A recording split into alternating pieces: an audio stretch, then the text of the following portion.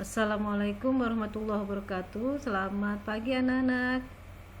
Selamat bertemu lagi dengan Ibu di pelajaran IPA ya. Semoga kalian tetap semangat ya, tetap antusias ya. Kemudian semoga kalian dalam keadaan sehat semuanya. Bagaimana anak-anak? Siap belajar? Ya. Kemarin kalian sudah pelajari tentang zat aditif. Nah, sekarang kita akan membahas kelanjutannya, yaitu zat adiktif. Ada K-nya. Apa ya zat adiktif itu? Siapa yang tahu? Ayo teman-teman, ada yang tahu nggak ya? Oke, zat adiktif adalah zat yang apabila dikonsumsi menyebabkan ketergantungan, adiksi, atau ingin menggunakan secara terus-menerus, atau kita kenal dengan kecanduan atau ketagihan. Itu disebut dengan zat adiktif.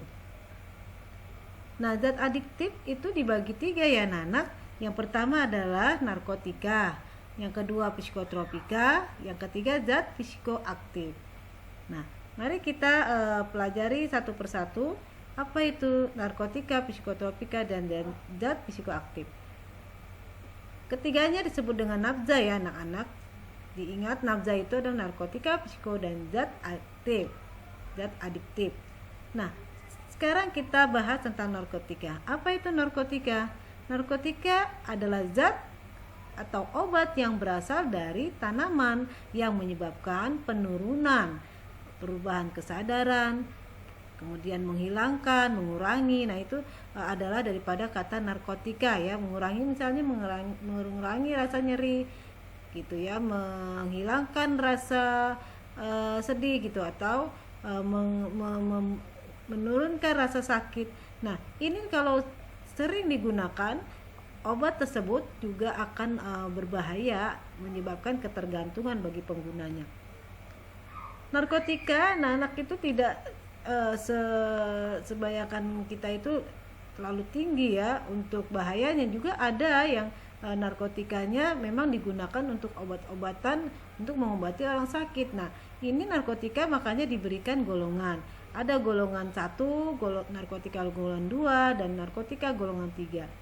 Narkotika golongan 1 itu sangat-sangat berbahaya karena akan berpotensi menyebabkan ketergantungan yang sangat tinggi. Gitu, misalnya apa?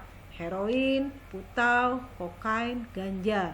Nah, kalian pasti kenal ya, pernah dengar di televisi atau di internet tentang heroin, putau, kokain, dan ganja. Yang kedua adalah golongan yang mana potensi untuk menyebabkan ketergantungannya juga tinggi, tetapi masih ada pilihan terakhir untuk pengobatan. Artinya masih digunakan juga untuk pengobatan sebagai keterpaksaan ya. Misalnya apa? Morfin, petidin, dan metadon. Ini masih boleh digunakan untuk obat gitu ya. Yang ketiga adalah narkotika golongan ketiga, yaitu berpotensinya ringan. Ini diperbolehkan di dalam pembuatan obat, misalnya kodein gitu. Biasanya obat-obat diberikan zat tambahan seperti kodein.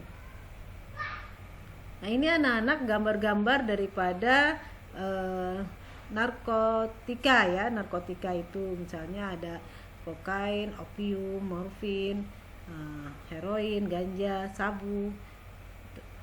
Nah, anak-anak, yang kedua adalah psikotropika. Apa itu yang disebut dengan psikotropika? Dari kata-kata psikis berarti jiwa ya, kejiwaan. Nah, ini sama zat dan obat yang bekerja menurunkan fungsi daripada otak. Nah, tetapi perbedaannya dia sifatnya ke saraf ya, sehingga akan memberikan perubahan pada mentalnya. Psikotropika itu reaksi psikisnya, mentalnya gitu ya. Misalnya halusinasi, kemudian dia euforia atau senang, gembira gitu, itu psikotropika. Tetapi kalau misalnya sedikit digunakannya dalam pengobatan itu nggak masalah. Tetapi yang bahaya kalau dia kecanduan terlalu banyak ya. Ini orang sehat pun, orang sakit boleh, yang sakit, tapi yang sehat gimana? Kalau bisa menghindari ya, walaupun sepertinya akan memberikan rasa bahagia dalam tubuh, tetapi itu nggak boleh Ya sepertinya orang yang sehat jangan mendekati hal yang tidak perlu. Nah, psikotropika juga dibagi menjadi 4 golongan ya anak-anak. Yang pertama, sifatnya terlalu tinggi, ini nggak boleh digunakan dalam dunia obat, misalnya ekstasi. Yang kedua adalah golongannya juga tinggi, tetapi masih digunakan, tetapi boleh juga digunakan untuk obat, hanya terbatas penggunaannya. Misalnya amfetamin ya, amfetamin kadang dimasukkan dalam tambahan obat, seperti pada obat batuk, kalau batuk kan kalau misalnya kita mau tidur terganggu ya dengan batuk-batuk, akhirnya nggak bisa tidur, makanya diberikanlah pada obat batuk itu amfetamin, sehingga orang yang terkena penyakit batuk minum obat batuk dia akan pules, akan kepingin tidur aja bawaannya ya, lelah, rileks dan tidur. Ini akan memberikan efek positif. Tetapi kalau orang sehat minum yang amfetamin itu malah negatif akhirnya. Yang ketiga, golongan ketiga itu potensi ketergantungannya sedang ya. Jadi lumayan ringan gitu ya. Seperti misalnya contohnya pentobarbital ya. Yang keempat, potensi ketergantungannya sangat rendah. Ini sering dimasukkan atau ditambahkan kepada obat-obatan seperti diazepam, fenobarbital, dan clorazepam. Ini hal yang biasa ditambahkan pada berbagai obat gitu ya. Anak-anak, yang terakhir ada psikoaktif. Psikoaktif itu contohnya apa saja? Ya, satu, alkohol. Kalian tahu ya alkohol ya. Kalau di dalam agama alkohol, terutama agama Islam, alkohol seberapapun persennya itu tidak boleh dikonsumsi untuk orang yang sehat ya. Bagaimana orang yang sakit? Nah, biasanya itu ada keterpaksaan yang darurat, tetapi harus menggunakan aturan-aturan yang dikeluarkan oleh dokter ya, jangan sembarangan. Lalu bagaimana dengan orang yang sehat? Itu nggak boleh minum alkohol, itu sangat-sangat berbahaya ya, nggak boleh mendekati alkohol. Selain haram, nanti akan ada efek negatifnya dalam tubuh. Yang kedua ada inhalasi. Apa itu inhalasi? Inhalasi adalah gas yang dihirup untuk kesehatan ya. Tetapi gas inhalasi ini untuk orang yang sakit, bukan untuk orang yang sehat. Nah, kalau diberikan terus-menerus, ini juga akan menyebabkan ketagihan. Itu nggak boleh, kecanduan itu nggak boleh ya, sering-sering. Yang terakhir adalah tembakau. Nah, kalian tahu ya tembakau digunakan untuk apa? Ayo ya, untuk rokok ya, tembakau untuk rokok. Nah, kalau orang merokok, bagaimana efek sampingnya? Nanti kalian bisa cari, ngebrowser ya, efek samping dari alkohol, inhalasi, tembakau. Nah, pastinya semuanya kalau terlalu banyak akan menyebabkan ketagihan dan berefek negatif. Anak-anak, efek daripada nafza atau narkoba ya, nafza, narkotika, psikotropika, dan zat aktif, yang pertama akan menyebabkan yang pertama itu golongan ya, berdasarkan golongannya diberikan kepada siapa ini gitu efeknya. Nanti akan menyebabkan satu, golongan depresan. Jadi kalau orang yang depresi atau stres dan sebagainya, kalau diberikan obat yang sejenis untuk depresan, maka akan memberikan efek seperti apa misalnya. Biasanya orang yang depresan diberikan obat ini, dia akan menjadi tenang, kemudian pules tidurnya gitu ya, dan tak sadarkan diri malah. Nah, kalau keseringan dikasih yang obat depresan, justru nanti akan menyebabkan orang itu nggak bangun-bangun gitu ya, saking tenangnya. Nanti bisa innalillahi, itu bahaya itu ya, saking tenangnya akhirnya tidak terdeteksi, jantungnya nggak bekerja lagi, saking tenangnya itu. Obat membuat ketenangan otaknya juga tenang, akhirnya bukannya sehat malah mati ya. Itu kalau orang yang terlalu banyak minum obat-obat depresan. Apa saja obatnya? Ya seperti golongan opioida ya. Opioida itu sejenis tanaman yang digunakan untuk obat, opium namanya tanamannya. Turunannya apa saja? Ya seperti morfin, heroin, kodein gitu. Kemudian ada lagi yang sifatnya sedatif, penenang. Kayak amfetamin juga penenang juga ya. Hipnotik, obat tidur, dan tranquilizer, obat anti cemas. Nah, itu biasanya para dokter atau orang-orang yang bekerja di farmasi lebih tahu ya obat-obat yang sejenisnya hipnotik. Kalau hipnotik itu biasanya alkohol ya. Kemudian opioida mana, kemudian anti cemas mana, itu sudah terpisah-pisahkan. Yang kedua adalah golongan stimulan. Apa itu stimulan? Stimulan itu obat yang memberikan rangsangan lebih mempercepat detak jantungnya sehingga aliran darah semakin kencang dan menyebabkan orang tersebut akan meningkat fungsi tubuhnya, seperti misalnya dia akan bergairah, aktif, segar, bersemangat. Nah, ini golongan stimulan. Apa saja obatnya itu? Ya sejenis sabu, ekstasi, kokain. Kalau diberikan sedikit nggak masalah untuk orang yang sakit, tapi kalau orang yang sehat diberikan obat-obat stimulan, nanti kelama-lamaan bisa gila gitu ya, tidak sesuai aturan, artinya di luar dari kesadaran. Nah, kemudian yang terakhir adalah golongan halusinogen.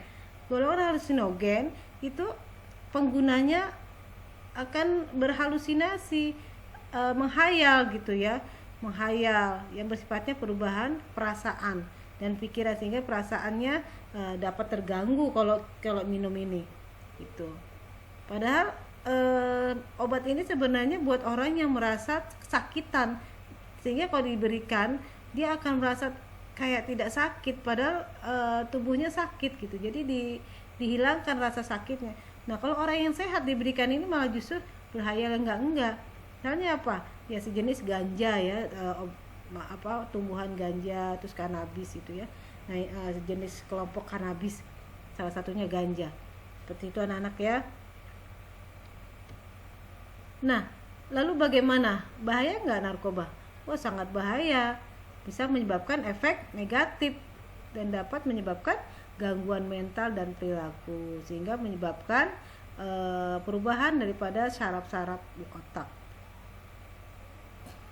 Kalau misalnya seperti itu terus-menerus, nanti otaknya bisa rusak. Lalu bagaimana untuk kondisi orang yang sudah terkena narkoba? Ya direhabilitasi.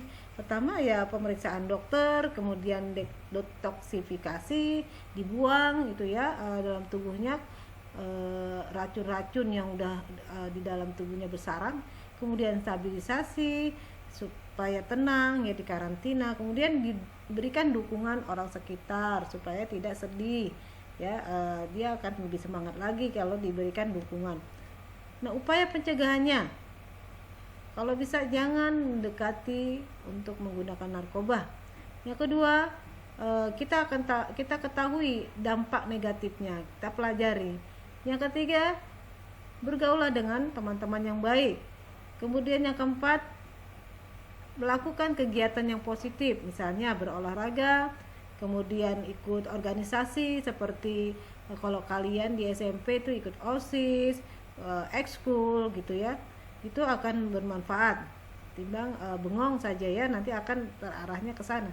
Yang kelima adalah mengingatkan kepada teman atau ya kawan gitu ya, bahwasanya narkoba, terutama dari diri kita sendiri, meyakinkan bahwa pengguna narkoba nanti akan memiliki aturan hukum, nanti akan dijerat ya, hukuman itu. Kemudian yang terakhir, menjalani hubungan interpersonal yang baik. Berkawanlah dengan teman yang baik ya, jangan berkawan dengan orang-orang yang atau teman-teman yang arahnya ke mendekati narkoba. Nah, seperti itu anak-anak ya. Mungkin sekian saja penjelasan dari Ibu. Yang paling penting dalam diri kita, katakan tidak pada narkoba. Semoga ilmu yang Ibu ajarkan ini, materi yang Ibu sampaikan ini dapat kalian serap dan dapat kalian aplikasikan dalam kehidupan kalian. Terima kasih, dan jangan lupa di like, komen, dan di subscribe ya, karena komen kalian akan memberikan pengetahuan Ibu bahwa kalian berkontribusi, artinya kalian itu ikut mendengarkan, antusias mempelajari pelajaran Ibu.